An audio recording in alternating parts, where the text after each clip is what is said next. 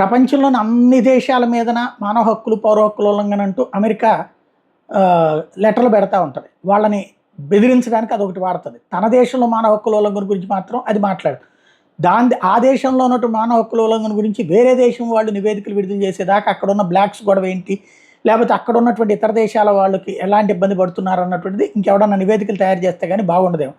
ఇప్పుడు తాజాగా చూస్తే senior US officials have raised doubts on Israel's use of American weapons in war against Hamas, reported news agency. Washington is studying Israeli claims that it's using the US supplied weapons in Gaza legitimately. US President Joe Biden had ordered Secretary of State Antony Blinken to submit a report to Congress.